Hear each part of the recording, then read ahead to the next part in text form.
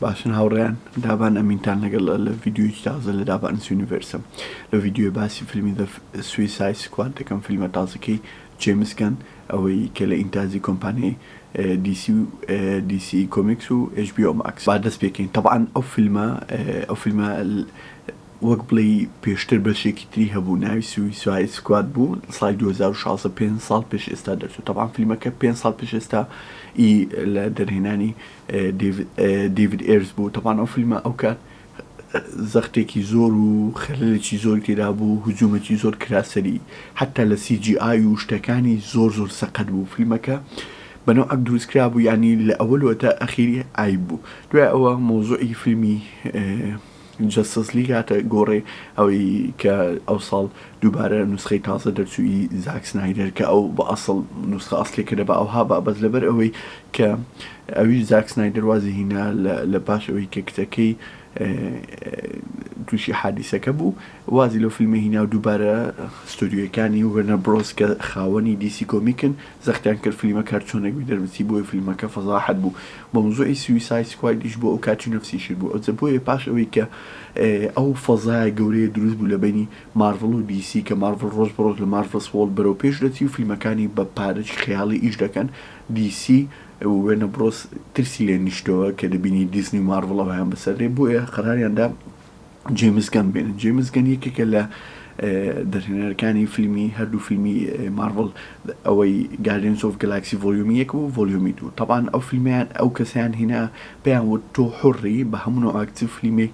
دروست دەکەی لەسەر سویسای سکواد بە شێوازێک دروست دەکەیت کەرەکتەرێک دێنی ئێمە تداخل ناکەین بە هیچ نوع ستۆدیۆ تداخل ناکە مەبەستی لە ستۆدیۆی وێنە برۆسە کە خاوەنی دیسی کۆمیکە طبعاً ئەو فیلمە یەک شتی خۆشە من لەمێژە فیلمەکە یعنی فیلمەکە ئۆکێ و خراپ نییە ینی بەس ئینجۆی لێ دەکەی بە جدی ڤیژوەڵی ئینجۆیبڵ لە زۆر شت ینی فیلمەکە یەکەمی دەقە دەست پێ دەکا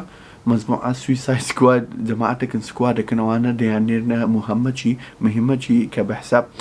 لە وڵاتێکی ترێ یارمەتی ئەمریکا بدەن ئەوشتانە هەل لە ناکاوە هەمیان دەمرن بە یەکەمین دەقەوە توم تەسەوڕم کراوان هەموو جەماعەتن کاپتن بمرەنگی تێدای جوزی یەک و لەگە یەک دوو کەرەکتەری تازە و یەک دوو کەرەکتەری کەونی شار یەکسەر هەموو بێک دەقەیەمیان دەمرن طبعاً ئەو فیلمە خۆی باسی چیرەکە لەوێندە ئەماندە واڵەر هەیە ئەو کە ساحەبی وەک مدیری ئەو بەشەیە کە ئەو ڕێک دەخاتن ئەو سکوادێک دروستەکە کە ناوی لێنێ سویسای سکواد لە موجریمە هەرە بە قوڵەکانی ئەمریکا دەچێت لە سزن قسەیان لەگەڵەکە پێیان دەڵێ هەیە دومەی 100 سای لەسەرە هەیە دومەی 5 سای لەسەرە هەیە دومەی 25 سای لەسەرە دەڵێ ئەگەر یارمەتی ئێمە بدەن و یارمەتی ئەمریکا بدەن ئەم تۆمەکانتان بۆ کەم دەکەمەوە ئیتر ئەگەر 5 ساڵ بمەسەن دەبێتە 12 ساڵیان ئەوایی طبعاً دەبی هەر ڕازی بن یان ئەوها ڕازی دەبن ئەگەر ڕازیش نەبی دەیان کوژی بە طریقێک لە طریقەکان ئیتر ئەو مهمانش کە لێیان داوا دەکاتن هەموویان غیر قانونینە ئۆف ڕیکۆردن ینی ئەوە نییە بڵێ بەڕاسمی وەک ئەمریکا تداخولکەیانی ئەو شتانی کە نەیانی خۆیان بە عەلەنی بە دیار بکەوی لە بەروی مۆزوعی سیاسیەن و دیبلۆماتیکی ناتوانن ئەمریکا و شتێ بکەم بۆیە بەنەوعێک بوو سکوادە دروست دەکەن طبعاً هەیە وەکوتم سکوادەکە هەر دەست پێ دەکا یەکەمین دەقە هەر هەموویان دەمرن یعنی هەر سەد ملێتدا یەک ساعت دەڵێ ئەرێ ئەوە تازە فیلمەکە دەست پێ کردێت چرا مردینە دەرچۆ سکواد هەونیە سکوادە چی دیدێنن سکوادە چی دێنن طبعاً سکوادەکە لە چێ پێکاتە ئیدریس ئەلبا کە دەوری بڵاسپۆرتی دیتە زەیدەن جۆنسینا کە دەوری پیسمیکەر دیتە طبعاً ئەو دووە خۆشتنکی میستریان هەیە لە بینیان هەر لە فیلمەکە دەست پێ دەکا شەڕ و مناقشیان لەسەرەوەی چی جوانترین و بە باشترین نەوە نەفرێک بکوژی ینی بە طریقەی سوپەر کوڵ ینی هەر بە هەموو نوعک ئەو کمیستری بینی ئەو دووە دەرەجەیەک شازە زایدن کەرەکتەرێکی دی تێدایە کە ناوی ڕادکاتچەرە طبعاً ئەوە نازم ستۆچی هەیە هەرتی جوجو مشکی لە دنیای خۆی کۆ دەکاتەوە شانسەویشی دریز ئەلبا بۆ دەمێ بۆ کاتی فۆبیای هەیە لە ڕات بە منداڵی خۆی بابی ترساندیتی و لە ژووری داینایە و ڕاتی بۆ دانایە و ئەتاوی لێ دێتن فۆبیا دروست دەکات زایدن کەرەکتەرێکی تێدایە ناوەکەم لە بینەمای پسڵ بە ناوەکی زادی ئەوەی سایکۆلۆجیکەلی تاونی هەموو کەسی وەک دایکی دەبین لە بەروی دایکی وەخت خۆی لە ستارلاپس ئیشکردی ستارلاپس ئەوە هەیە ئەوەی لە فیلمەکانی باتمان و سوپەرمانیش هەیە کە هەموو هەوەسی ئەوە بووە کە منداڵەکانی بکاتە سوپەرهیرۆ ئەنواع ئەشکال تەزاربی لەسەر کردینە بۆیە بە تەواوەتی شێتی کردینە هەرموو کەسی وە چی دەبینی ئەوەی مهمە مەزموع مەسەرێکی تێدایە فیلمەکە بەخۆی سری کۆمێدی زۆر تێدایە مەزموع مەسەرێکی تێدایە پێی دەڵێ imagine it's your mother یعنی ئەوجە بڕۆ هجوومکە لە بڕێون دەڕقی لەدا چیتی طبعا کەرەکتەرێکی دی تێدایە ناوی کینگ ئەوەیە کینگ شارک وابزانم ئەوەی شارکەکی گەورەیە و لە عین وەختیش پێی هەیە و دەڕوا و نەفەریش دەخوا و هەر لێ نەم زۆر خۆش لێ نەم طبعا ئەو کەرەکتەرە هەر نەوعەکە ینی زۆر خۆشە لەبەر ئەوەی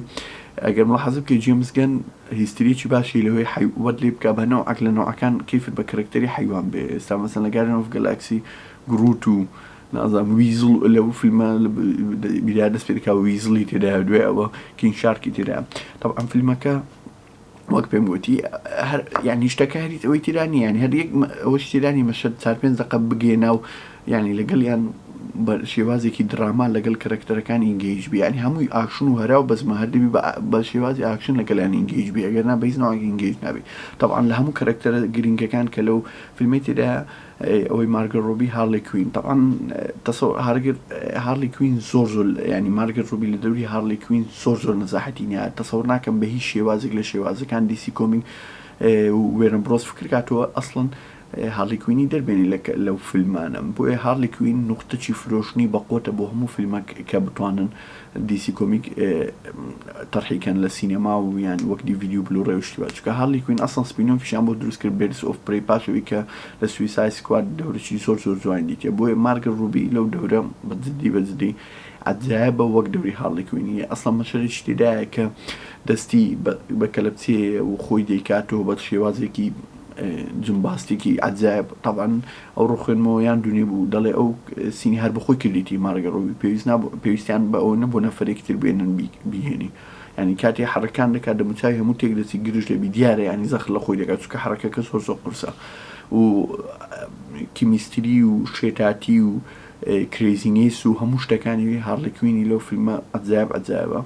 بەس فیلمەکە بەڕای من زۆر خۆش ئەگەر حەستان لێ تەماشەکەن ئێستا حالێن لە HBO Max عرض دەکرێت و سایرن لە سینەمایەکان بەس ئەگەر لە HBO Max عرض بکرێت تەسەوڕ دەکەم بە تۆرێنتی بە بلوڕێی ئێستا بە کواڵتی باش هاتبی هەر نەکەر بە کواڵتی ینی ئۆریجیناڵی خۆی فیلمەکە